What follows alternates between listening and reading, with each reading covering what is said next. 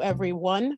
I'm Teresa Edwards from Teshley Solutions, LLC, and I am so pleased that this evening, Alex Wallace, intrepid meteorologist for the Weather Channel, has taken time out of his busy schedule to join me and to speak about his career, his education path, what it's actually like to be an on-air meteorologist.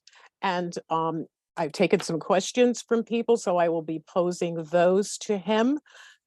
And with that, I am going to share a short video. If you are not familiar with Mr. Wallace's work, and I can't imagine that you're not, but just in case, I am going to share a short video just to give you an idea of his work. Ohio and some of the surrounding communities got exactly what they did not need overnight. I'm meteorologist Alex Wallace in Fayetteville, North Carolina. Right now, I'm actually on the Cape Fear River. Plenty of moisture around into the weekend, plus the heat's going to make it just very, very uncomfortable, not just during the afternoon, but even at night. Football is in the air as I'm in Athens, Georgia, on the campus of the University of Georgia. You're headed across the pond for vacation. You got to get ready. Parts of Western Europe, they're about to really turn up the heat. It's really, really tough to navigate and travel in this neck of the woods, and it's only going to get worse from here. We got this big hulking ridge. I mean, this thing is as strong as Jim Cantore. That's how strong this thing is. Underneath that ridge, you get a general sinking motion in the atmosphere. Within that band, there have been some areas of rotation showing up on the Doppler radar. So if you're in these areas, make sure you're getting into your safe zone. Just 2 years ago, it was Hurricane Matthew that rolled on through, dumped all sorts of rain. It was a 24-hour period where they picked up 14 inches in Fayetteville in one day. So let's go ahead and... Okay, so that is Mr. Wallace at work under good conditions and bad conditions. So again, Mr. Wallace, thank you so much for joining me. Now, I want to talk about your background and your career, but in my research, I discovered something about you that I did not know. You were actually born in England. Yeah, I was. Yes, I was born in England. That's right. My mom and my dad. My dad, he worked in the Foreign Service for the government of Liberia. So that's where he was stationed at the time. Grew up there. I was like 4 years old when we left and came to the States, and we moved to the DC area. And that's where I was basically through middle school. Then I moved down to Georgia for high school, and that's where I've been basically ever since. So yeah, born in Wimbledon, England. Ah, okay. So are you a tennis fan? I am a tennis fan, so I'm looking forward. I think the tournament starts in a couple of weeks. So yeah, I'll be looking forward to that. Okay, that's excellent. Okay. So let me let's start at the beginning. When did you first know that that meteorology was going to be your career?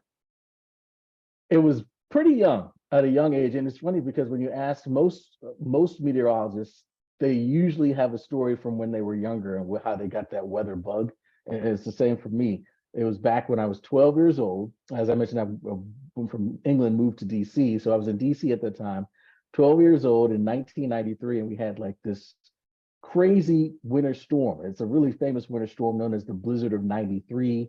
Some call it the storm of the century. But that was the storm that just came through and dumped tons of snow. It was like snow I'd never seen before, up to my waist. And we were out of school for a week. So that made a big impression. But it was like, and when it was all said and done, it was like, wow, how did this happen? And that was really what started and sparked that interest of figuring out, how does the weather work? It was that big winter storm, which had a major impact from the south all the way up even into the Northeast. So that was the moment, 1993, March 1993. I have a specific month and date and year of when I got that weather bug. And I was like, this is something I want to look more into. Okay, and if I remember correctly, 93 was also the year of the historic floods in the Midwest. Am I remembering incorrectly? Ooh, it may have been. I'd have to go back and check. I don't remember it, but that's very possible. I think it was because the only reason why I remember it is because my daughter was born that year and I was making a trek back from the Southwest to and I think I missed it by about 2 weeks. Wow. Yeah, I mean, so many different events over the years. And again, each of these we grab onto them and they stick with us. Okay, now we were connected through your sister, who I know is a big supporter of STEM. Now, you mentioned that your father was actually a diplomat. So where did this science interest develop in the family? That's a really good question. I honestly don't know. And it's just getting exposed to these things. Like I said, getting in that winter storm, and then at school, we would have, at least I had a meteorologist, a local meteorologist at the time. They came and visited the school, and I was like, oh wow, that's a cool job. So those kinds of things, just getting exposed to that kind of thing is so important, because growing up, you don't necessarily know what you want to do, but if you can get an opportunity to see these things in action or hear from people who are doing it, the more you get exposed, the more you're informed, the better opportunities you can come across. Absolutely. And we're going to circle back to that in a little while. So when you were in high school, since you had already been bitten by the bug, did you construct your high school curriculum to prepare you for what you were going to have to do in college? It's funny because when I first got to my high school, actually it was my middle school, and I went around. They had like the first day of school kind of thing, and it was like a go around and figure out what kind of classes you want to take. And the first one I asked was, is there a class for meteorology and weather? That was the first thing I asked. Of course there wasn't, unfortunately, but that I wish I did have an opportunity to be able to kind of mold what I was taking in those earlier years. But in middle school, high school, what they're giving you is what you're gonna get. And it's not really until you get to the college that you can kind of figure out and fine tune what you really want to do. Yeah, I think some high schools are trying to give a little bit more of a sampling of different And that's careers, great. but that's one of the reasons why I wanted to start this career speaker series, was so that people could get some firsthand information from people. Which reminds me, I was negligent in my duties in this. So I'm going to pause for just a moment. This is for both you, it's for your protection and mine. So I'm going to Okay. share the screen for just one moment here. And just so that everyone who sees this understands that the purpose of this is to give you information. So the participants in the Teshley Career Speaker Series sessions offer their personal perspectives, backgrounds, education, and experience in their respective careers. While the speakers may offer partial guidance, it should be understood that it is based on a limited set of circumstances. The information shared should not be construed as concrete career advice or relied upon as a personal guide. You should always seek multiple sources and conduct your own research. So now that we've got that out of the way, I want to, so now your bachelor's degree is in broadcast journalism, correct? And Yes. your master's is in meteorology. Did you do that deliberately? Had you already mapped out how you were going to progress? Excuse me, progress. Yes and no. It all kind of worked out in the end, but that wasn't the original plan. So actually, my first year in school in college, I went to the University of Miami, because at that point I was like, oh, I'm going to go study weather, have a good meteorology program in Miami. I'm going to go to Miami. So that's exactly where I went. Spent there my first freshman year, but realized that it was just way too expensive. Like tuition was insane. I mean, back then it was like almost $30,000 a year. So I can't even imagine what it is now. That was back in '99. So I can imagine it's way, way more expensive. So we couldn't afford it. So I had to figure out, I got to get out of here, transfer, go somewhere else. So I ended up coming back home. At that point, we were in Georgia and Atlanta. Home was University of Georgia, which funny enough, I'd never applied to the University of Georgia when I was originally applying for colleges. Back Interesting. then, I know back then, or late '90s, early '90s, or late '90s, UGA just wasn't on my radar, which is crazy because it's in my backyard. But anyway, ended up transferring to the University of Georgia, and just by, I mean, pure luck, they have a really good broadcast journalism program. So I was like, well, growing up, I was kind of I knew I wanted to do something in TV news. And I think the vast majority of what I want was to be in the weather, but I wasn't completely sure. I knew I wanted to do something in TV, whether that was going to be a sports anchor, a reporter, a news anchor, just something in TV news, because I was always fascinated with TV news as well.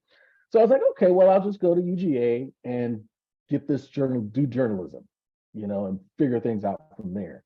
Well, while I was at UGA, I started looking up different local meteorologists around the country and looking at their bios. And I noticed something that was really strange, that at least one in every city had some kind of affiliation with Mississippi State.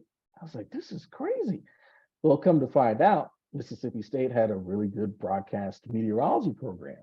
So I was like, oh, this will be perfect. I'll do the journalism at UGA and then go to Mississippi State, get a master's degree, boom, set. So that was basically when I got to Georgia, that's when I formulated sort of the plan on where I was going to go. Get the 4-year bachelor's degree journalism, then get the 2-year master's degree in meteorology from Mississippi State. So it wasn't how I initially set up the plan to be, but it worked out perfectly. Okay, that is really good to know, and it's good to hear the shout out to state schools, because sometimes they for reasons that really don't seem to have a great basis, they don't have the reputations that they should have. And as you were just saying, Mississippi State has a fabulous program that meteorologists in almost every city that you looked at, you said there was at least one. So that is something for people to really, think about, check out, particularly if you're in the state of the state school, because as you said, tuition is crazy expensive now. And if you can stay in state, that doesn't mean you have to stay home. Right. We know you want to kiss mom and dad goodbye. So or whomever is taking care of you, we understand you want to have that tether released a little bit, but you can certainly definitely consider a state school. So that's awesome. So if you had not gone into meteorologist, did you say sports was your next thought? Definitely sports was probably going to be the next thing. Sports anchor, sports reporter, something in that realm. Just TV. I was always, just growing up, TV was my thing. Fascination with TV. So, and news. I would be the 8-year-old.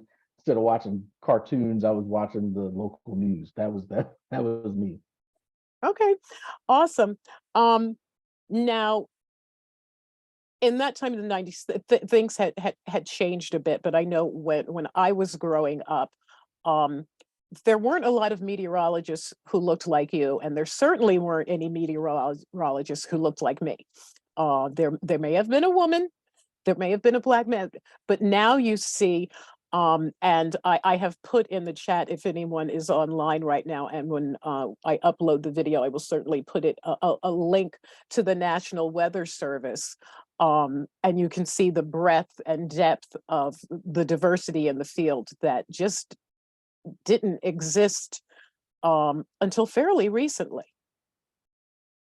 Absolutely. I mean, when I was growing up,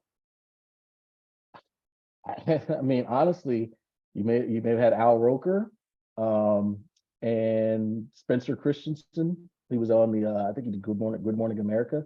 So every morning I would kind of see him. But local meteorologists on the local TV stations, growing up, I didn't see them either.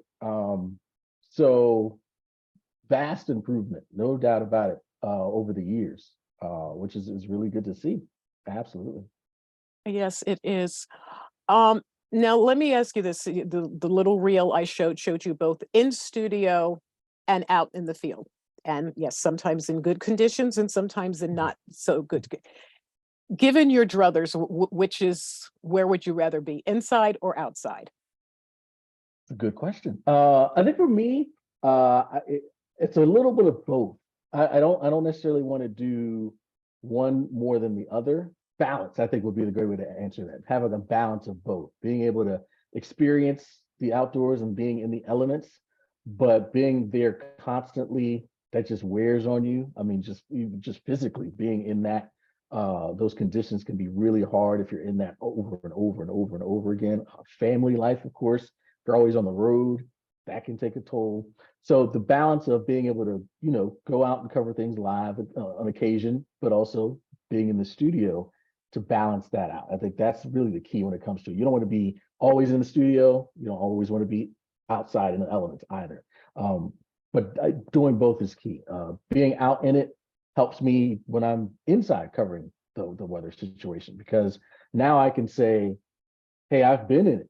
And this is what you can expect now as I'm forecasting and telling you, oh, hey, this is what is coming. I've experienced it and I can relay that to people. So I think it goes hand in hand, doing both and having that balance. Okay, so when there is a storm coming, um, how is that decision made? Who's going to, and just let me say the general consensus among the public, the Weather Channel watchers, is that wherever there is terrible weather, Jim Cantori always wants to be there. Yes, yes. Well, obviously he is the face of the network, no question about it. So he's going to be, the top dog who's getting the opportunity to be like in the heart of it, where the worst, as you say, the worst of the weather is going to be. And then from there, it's just a matter of figuring out, okay, first of all, you got to figure out how many people do you want to send out, who's available, who's not on vacation, all that stuff.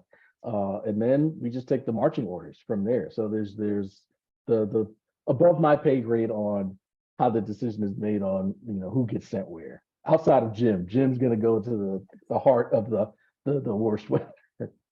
Okay, so but if you wanted to, could you volunteer for it? Could you put yourself at the top of the list? Oh, well, I wouldn't say top of the list, but you could always say, hey, there's this storm. We know we're about to cover this. In fact, that happened with the last big one. Was that Hurricane Ian from last year? And we knew this was probably going to be a big one, right? And so before it's like a week before this thing even formed, I was like, hey, we got the storm coming.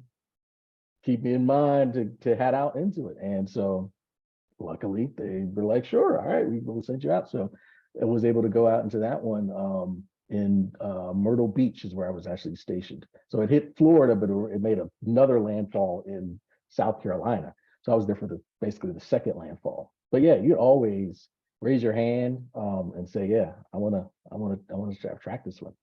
Okay, awesome. Now, this since you were mentioning Hurricane Ian, there was a question that I wanted to ask you.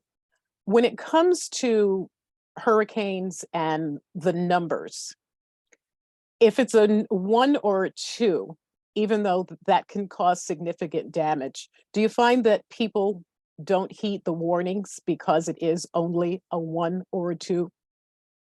Yeah, that word only is a big one when it comes to these hurricanes. Any hurricane. In fact, you don't even have to have a hurricane. Tropical storm, tropical depression, which are, less in terms of the winds that they create, but it's more that category when you hear it goes from 1 to 5. It's all solely about the wind that storm is going to create. So the higher up, the stronger the winds. But remember, these things bring rain, and that ends up actually being the most costly and deadly part of these systems. It's not the wind, which kills more people. It's the rain and the flooding or the surge they create along the coast. That's where it becomes a problem. So when people say, oh, it's just a 1 or 2, you're missing the whole idea that, yeah, a 1 and 2 may not bring the strongest of the winds, even though they'd be strong enough to bring trees down, not power out, trees down on homes, trees down on cars, trees down on people. They can be extremely dangerous, which is why we always cover them.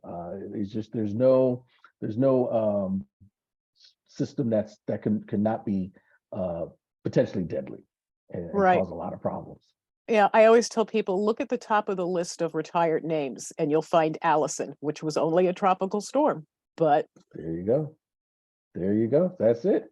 It does not have to be your category 5 storm. I mean, if you really think about it, category 5, the highest category, there haven't been that many of those over the years. But think about all the damage and destruction that these things have caused that have been the less powerful hurricanes. right. Okay, so now I was reading this morning and I've been hearing about it all year long.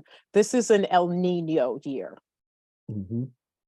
Can you can you explain exactly what that means? Because it says that it could be good for the West Coast because it might bring them some rain that they desperately need, but it might also tap down on hurricanes on the East Coast. So explain how that affects things.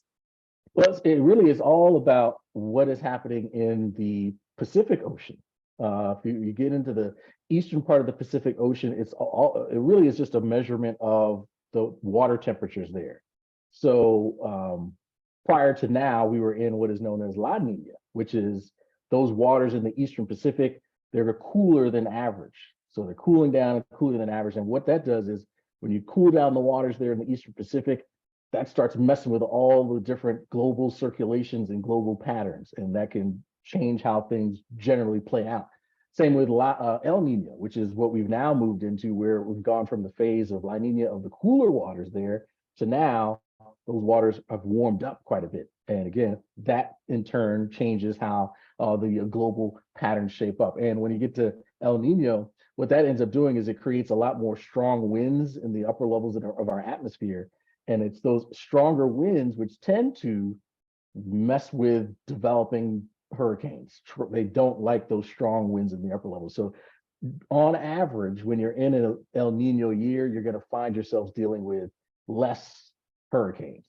Not completely a hard, fast rule, but that's generally going to be the case. But because there are other factors that you have to pay attention to as well. What's happening with the water temperatures in the Atlantic? Could that balance out the effect of El Nino being in play?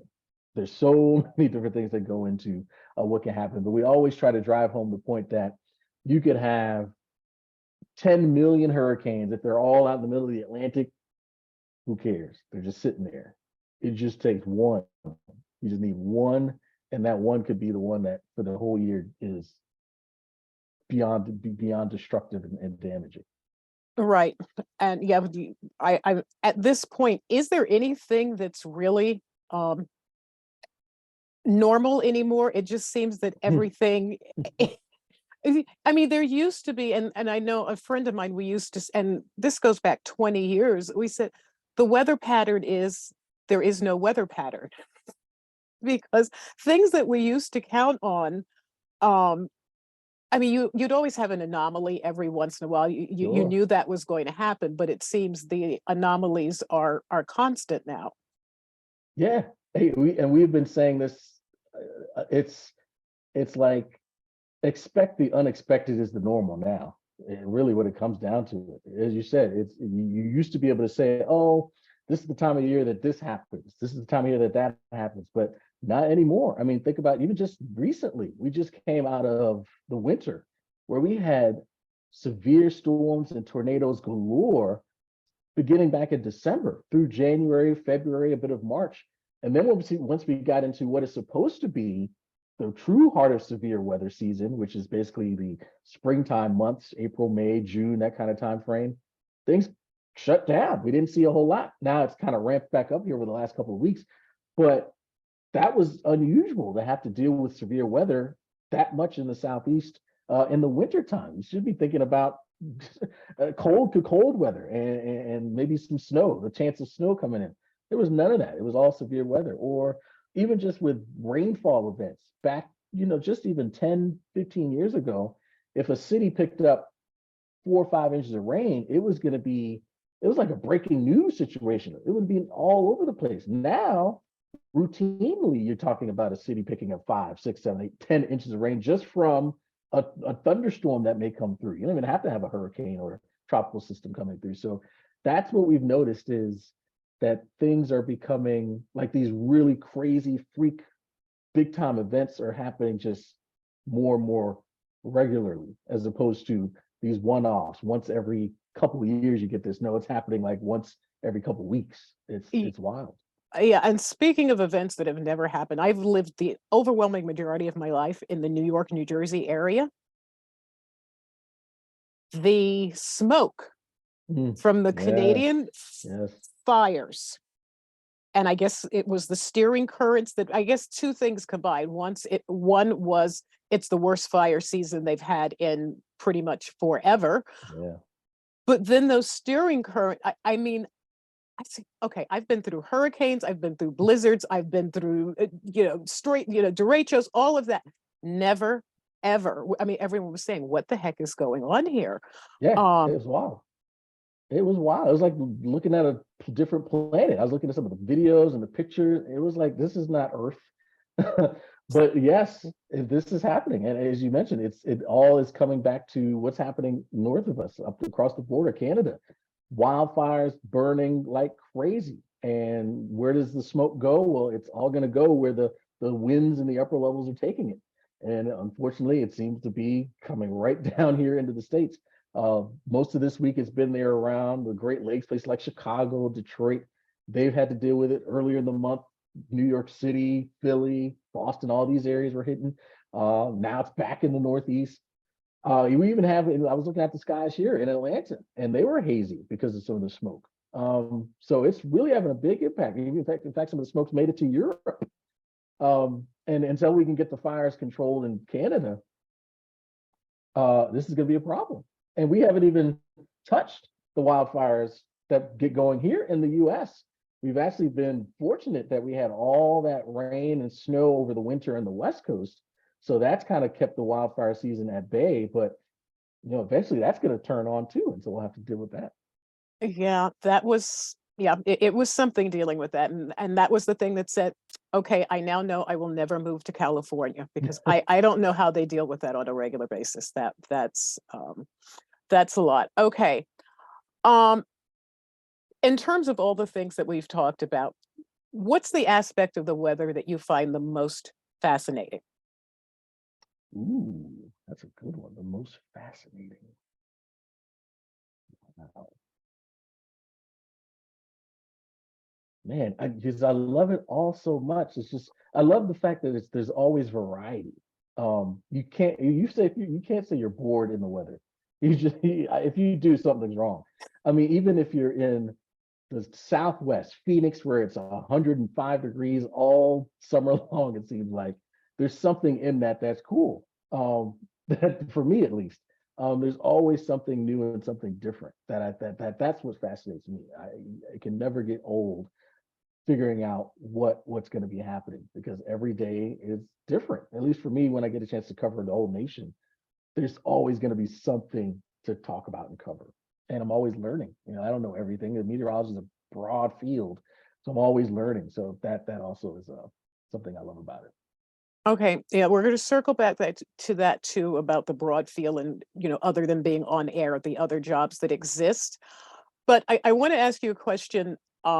Because you do work for the Weather Channel and because it is national, we talked about the local weather people and growing up and not having role Hmm. models and things, but you and all of your colleagues are pretty much recognizable across the country. Is that so? Can you do um, normal everyday things? I mean, going to the grocery store, going shopping, or through the airport. Um, Yeah. For me, yeah, I've never had a point where I'm like having to shield myself and hide from anyone. Yeah, I think maybe Jim. There might be a couple others who might have a harder time. But no, I mean, there's a couple times where I've been recognized at the airport by, the flight attendant or the person checking in the bags. But vast majority of the time, I go about my business. No one even bats an eye, or maybe they do, and maybe they're afraid to say something. I don't know, but yeah, maybe I've been lucky. I'll say that. okay, all right. So now you talked about when you were in school, they used to bring in meteorologists. Yeah, and I'm sure they did other careers too. Now you started at the Weather Channel, and I believe you just celebrated your 17th anniversary there. 17 years. That's right. I believe May, something like that. Yeah, May of this year was making it 17, which is crazy to think about because I feel like I just started. I feel like I just walked into the door and time just flies. Right. Okay. So let me ask you this for younger people. Do you guys go visit schools? Do you do those type of things, or is there anything at I know some businesses have a career day. So the local middle school, high school will get to come in and shadow an executive, or sometimes even the police department, the fire department. Is there anything like that, either at the Weather Channel or maybe at some of the local news stations? Whether Yeah, it's so weather or just journalism in general. yeah, it's usually what ends up happening is someone reaching out to us and they're like, hey, can you, talk to the kids here or do this or record a video for us, do this, do that. That's usually what ends up happening when it comes to us kind of doing the outreach. Of course, we have internships where we bring in college students to come in and learn every summer, usually every summer. I think we have one in the fall too. And then, different meteorologists end up doing their own thing. Maybe it's a family member who says, hey, can you talk to my kids' class? And so we'll do stuff like that. Okay, that's awesome. So now what is the process to become an intern? Now, is it, because you did it on the graduate level, correct? Do they have I one did it for? both. Yeah, I did it both at undergrad and grad. Oh, okay. All right. So what is the process that one goes through? Now, do they take only local college students, or do they take them from across the country? Yeah, it's from across the country as long as you can, let's say you're coming in, we're in Atlanta. So let's say you're coming in from Minnesota, as long as you have a place to stay, you got to pay your own way to stay somewhere. But otherwise, no, it's open for anyone. And it's really the same process as applying for a job. There's a site that we have for all the job opportunities, and right on that site there are the internship opportunities. So fill out the application. They might ask for, all the usual stuff, recommendations and references and your school, all that good stuff. So it really is just it's almost like applying for a job. I mean, it is a job at the end of the day because it's a paid internship. So it's just the process of applying for a job. Okay, and so now so immediately you left there and then you started at the Weather Channel, correct? After your internship? Yes, and that was a wild way. Looking back, it was just crazy, crazy things that just happened in a row that was like, how did this all work out together? So I was at Mississippi. So well, let's back it up. When I was at UGA, I applied to be for an internship at the Weather Channel. At that time, I didn't even know the Weather Channel was in Atlanta. So that was a surprising thing for me at that point. So I was like, oh, this is great. I can go to the Weather Channel, be at home, not have to worry about anything. But the internship that they did have, this was when I was at UGA, it had nothing to do with the weather. It was basically in there what they call the video acquisition center. So the people who bring in all the video, the live feeds, set up live coverage, that was the department that had the internship. So I was like, well, it's not really directly related to weather, but I'll get in the building and you just never know who you're going to run across, who you're going to meet. Let me just do it. Plus, again, it was paid. And certainly back then, paid internships was just like a rarity. So I grabbed it. Luckily, I got it and got to do it. And it actually turned into a part-time gig for summertime breaks, Christmas breaks. While I was still at UGA, they would bring me back, work a couple of days, couple of weeks. So that was really cool to be able to do as well. Then when I got to Mississippi State, I realized, okay, now that I've kind of gotten in the building, this is great, but I want to now really get into the weather side of things. That's when I applied to be in the on-camera meteorologist department for their internship. So I applied, didn't hear anything back from them. But while I was at Mississippi State, we had this conference, this weather conference. And at this conference, where of course they bring in a lot of speakers, they come and talk about research they may be doing in the field of meteorology and discuss that. They also have what's called a tape swap. The tape swaps, what you do is you get an opportunity to show all of your work. So your forecasting work on camera, you show that, and then people give you their feedback. So I did that, got some great feedback. It was fantastic opportunity to show people the stuff we were doing and working on and how to get better. So I did that. So after the conference, my professor, one of my professors, pulled me to the side and he said, hey, the vice president of on-camera meteorology at the Weather Channel is trying to get in touch with you. I'm like, oh, wow, great. So apparently he was at the conference and he saw my work, but he had to leave, so he didn't get a chance to talk with me. But he saw my work, he really liked it, and he was like, hey, we'd love to have you come and apply for a job that's opened up. I'm like, mind blown, job at the Weather Channel. This is crazy. But I still had a year left in grad school. And for me, it wasn't even a decision. I had to finish school. I just, in my soul, I had to finish school. So I told him politely, no, I can't do that. And he fully understood, but kept in touch with him. And over that last full year of grad school, kept in touch with him. Oh, actually, no, I'm sorry. I'm jumping ahead. When he told me that they were looking for me to apply for a job, I told him, hey, I applied for the internship in your department. And he was like, oh, wow, well, let me look into that. Well, about a week later, he comes back. He's like, yeah, we'd love to have you to be the intern. So it was all a series of circumstances that worked together to get that internship in the on-camera meteorology department. So now I'm working with all these people that I've been watching for years, which was just an incredible experience. They're all just fantastic people. That's one thing about the Weather Channel. The people there are just good people. So they showed me the ropes, showed me what they do. Paul Goodlow, who to this day, that's my guy. He pulled me to the side and he said, hey, every week or so, let's go work on some stuff. You work on stuff. I'll show you better ways to do it. And so he would critique my tapes. And so that's what we worked on during the summer. And so that it was just an experience that I'll never forget. So last year of grad school, I kept in contact with all the people at the Weather Channel, and let them know what I was doing. I was applying to all these different stations across the nation. Back then, you had to mail out actual VHS tapes. So I must have sent out, I don't know, 50 plus. And I got some bites, some interviews, which was really cool. And as I was going back and forth with the vice president, at one point he was like, well, we just had something open up. Why don't you come and interview? Sure, I'll come and interview.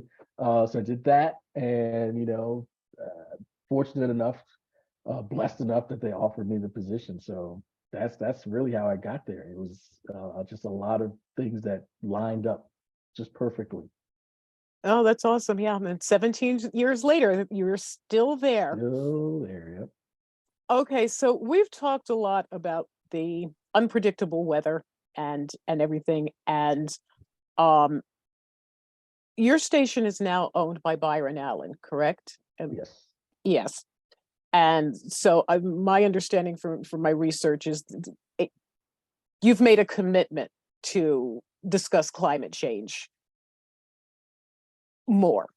Yes. Where I'm not going to get into a debate about the causes of it. It really doesn't matter. Right. So now you sent me something that I'm going to pull up here because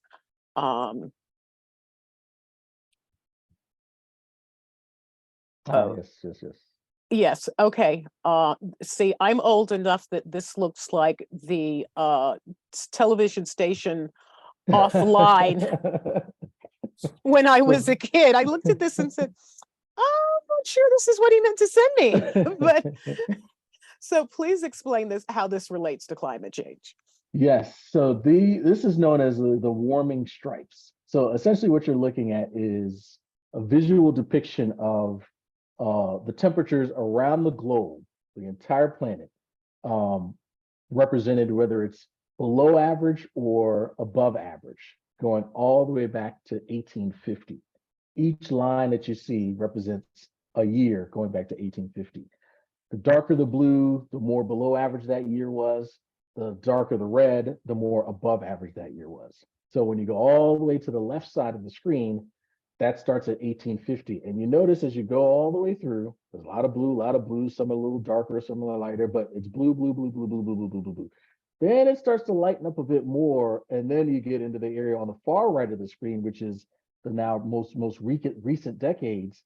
And that shows you just how much warmer it has been. And you don't see any blue.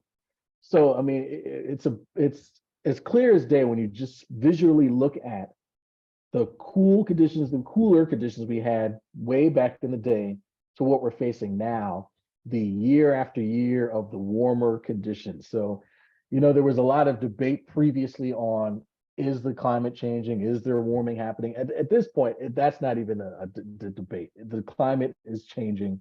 The globe is warming. That's not a debate. In fact, we've got, I think it's something like 97% of all climate scientists now say, yes, climate change is happening. And the key here now is, and it's because of humans. The real debate now is, okay, now that we know that, what do we do? That seems to be the debate now. Right. So what can we look forward to? Sounds positive, and it seems like there isn't much about this that is really positive. But in the course of our discussion here, we've talked about, the ramping up of storms, and it's not. I mean, we're talking about it on what's happening in the U.S., but there have been similar events in Australia, in Europe, in everywhere. You participate on a Weather Channel show called Weather Gone Viral, and some of the videos from some of the places with, I think I saw one a couple of days ago, as a matter of fact, where they got I think it was the Atacama Desert. I think they got 14 years worth of rain in, and I know it's the Atacama Desert. It's the second driest place on Earth, but still. Right. Yeah. These are the events that, again, you would see happening once every blue moon. It would be all over the news. I mean, and now it's happening so much that, people kind of see it and go, oh, but it's a big deal that we're getting these types of events so regularly. Yeah. And who knows how much worse it's going to be. You hope that we can somehow get it under control. But it's tough. It is really tough. Yeah. And I don't think people really, it's not just the weather. The weather has implications on other aspects of life, like the economy, because I was looking at a program that was talking about the peach crop, since you're in Georgia, the peach crop and how decimated it is this year. And I was watching a restaurant owner who had turned to canned peaches to do her peach cobbler. And I said, before this year, she probably would have thought that was sacrilegious. But yeah, that's because she said the peaches, she can't afford them anymore. She said the peaches that are left, number one, aren't that good, and number two, right, are too expensive. So this is the reason she turned to canned peaches. So although, yeah, you may have a flood and then you'll dry out a week or two later, the ripple effects don't necessarily go away. right. That's exactly the point, right? Yeah, you get the event, and yes, the cleanup happens, but all of the things that happen because of that event. You mentioned the peaches. Think about wine country there in California. When they deal with fires or flooding or it's too dry, that crop gets destroyed. So all the wine lovers out there, guess what? The wine prices skyrocket, or the wine's not tasting as good as it used to.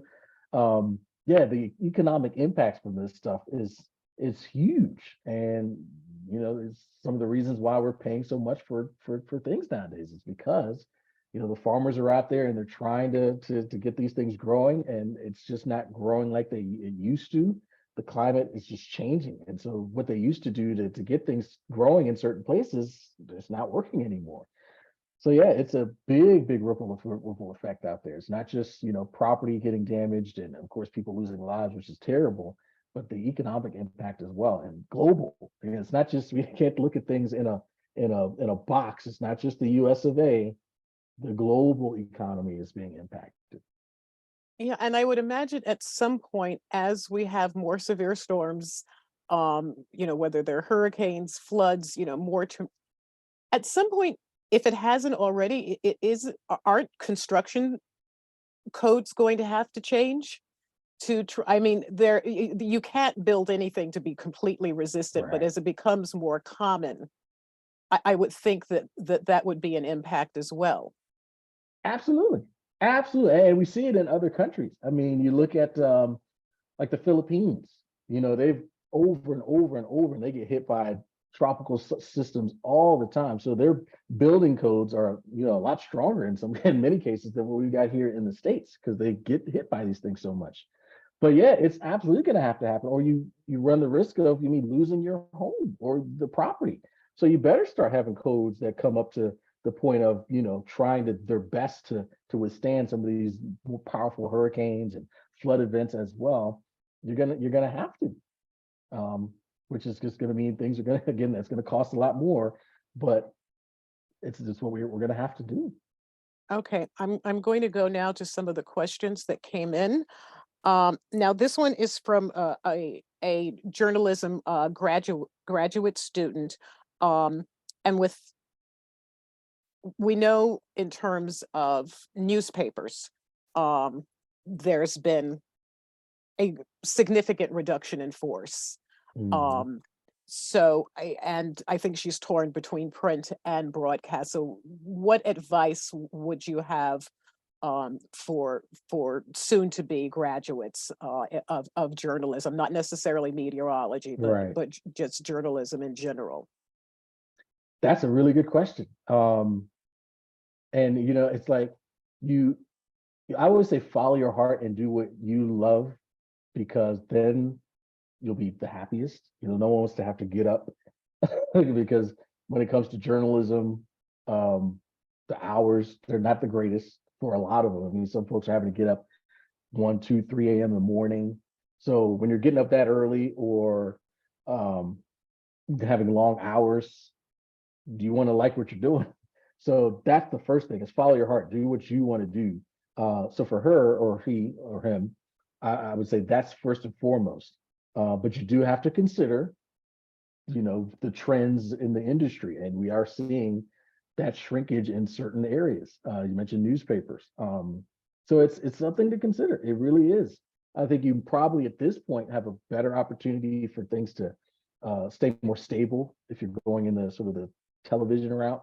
There's always going to be that need for newspaper reporters. That I don't think that's going to go away. You're where it goes maybe a little different, as opposed to that hard paper newspaper. Now you're seeing more online stuff. So there's going to be the need, but again, it's shrinking. But I think you might have a better chance in television. There's maybe a few more avenues that you can take it with that direction. Okay. Another question, and this comes to your field work. What was the scariest storm, the scariest moment you had in your career?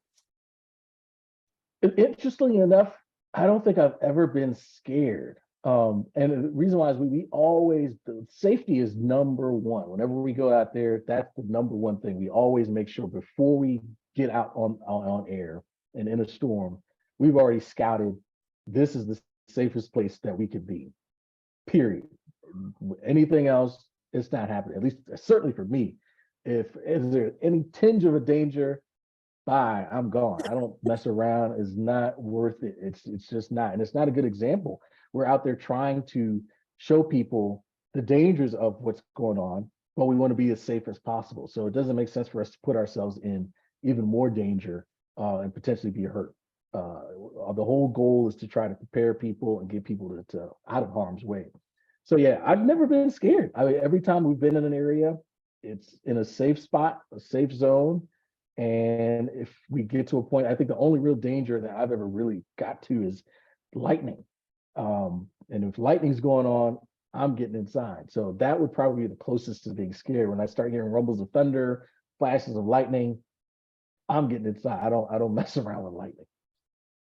Yeah, I can understand why. I can certainly understand why. Okay, now, yeah, in terms of career, now you mentioned before that Mississippi State, I know I'm jumping around here. I'm sorry about that. Had an excellent program in broadcast journalism. But from the University of Georgia, you have a couple of colleagues at the Weather Channel that also graduated from UG, correct?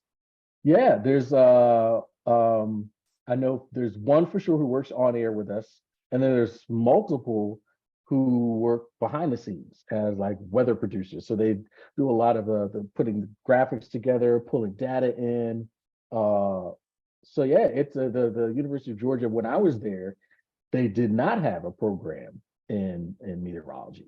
But since I left, it actually probably started maybe like the year or second year after I left, they developed an atmospheric science program. So that's off and running. The great students are coming out, great professors. Dr. Marshall Shepard, who heads that department, he works at the Weather Channel doing our Weather Geeks podcast. He hosts that, and he does a fantastic job of just cultivating a good environment for learning and just making sure that the students know what they're doing. Okay, awesome. Now one of the things I did want to ask, not everybody has a desire to be on camera, but they're still fascinated by the weather. So what other avenues, what other jobs, careers exist in the field of meteorology?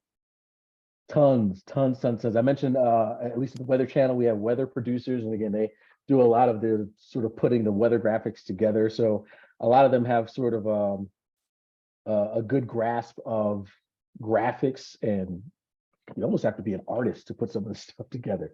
So that's one aspect and one avenue that you can do. You've got research meteorologists, and those are the people who, they go out and they get all the data from different storms, and they're the ones who kind of funnel that stuff into the computer models that we use to help to forecast the weather. We just did a story today of a research group who they're now, you can fly drones into the weather. Well, they're flying, or not flying, but they're sailing drones on the ocean into tropical systems and hurricanes to get more information on that. So, there's so much research when it comes to the weather that's getting done out there. That all happens behind the scenes, and eventually, when all it gets worked out, that eventually funnels into your forecast being much, much better. I mean, geez, 10 years ago, I wouldn't have trusted anything past 2 or 3 days. Now you can kind of get to 5, 6 days and fairly reliable. I mean, there's of course some wiggle room here and there, but that has definitely changed, all because of, again, these research meteorologists going out there collecting the data, which again feeds into a lot of our computer models. So you got research meteorologists, you've got forensic meteorologists. Those are people who, when crimes happen and the weather may have had played a role in what was going on at the time of the crime, they brought in to kind of help and consult with law enforcement to help them out with the investigation. That's another thing that can happen. Think about concerts, football games, baseball games. Who's going to make the call to postpone or cancel those games when the weather's threatening? They consult meteorologists to do that. I know there's in Minnesota, I think Minnesota has a fully dedicated meteorologist for that. Now he also works at the local station, but that's another avenue, having to consult with that. On the set of movies, they gotta have meteorologists to let them know, hey, we may want to hurry up and shoot this scene because storm's getting ready to roll in or rain's getting ready to roll in. There's just really a ton of different avenues to go into. Let me see, hopefully I'm not forgetting other. Put a couple down.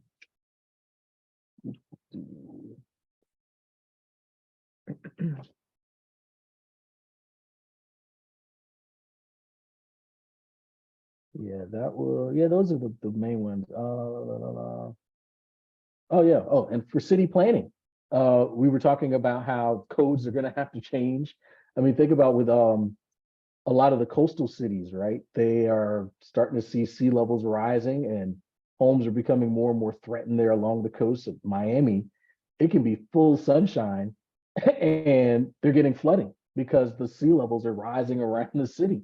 So city planning and how to construct buildings, they consult with a meteorologist to do that. So there's a ton of different ways to get into the field without even thinking about touching on air. Okay, awesome. That's great. And we're almost up on time because I want to respect your time and everyone else's. But in terms of being on air, when you're in the storm and covering it's in the moment and it's happening. But when you're in the field and after there's been devastation, I've seen, perhaps not you, but I've seen some of your colleagues, and it's certainly understandable, have a difficult time with their emotions. Yeah, is there a mechanism? What do you guys use to try to keep that? You want to be professional, but you're still human beings, and you see lives destroyed, you see houses in splinters, and things will never be the same again for these people. So how do you find that balance? Yeah, it is tough.